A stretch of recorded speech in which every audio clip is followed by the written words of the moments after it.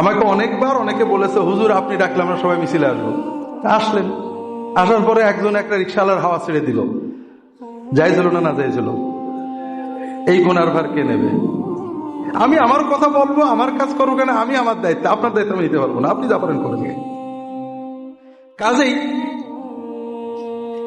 গালি দেওয়া, গীবত করা, কুশপুত্র লেখা পড়ানো, হরতালের নামে মানুষকে বাধ্য করা, গণতন্ত্রে যে অধিকার আছে আপনি হরতাল ডাকবেন, যদি সংবিধান দেয় আপনি ডাকতে পারেন, কিন্তু একটা সিঙ্গেল মানুষকে আপনি বাধ্য করতে পারেন না।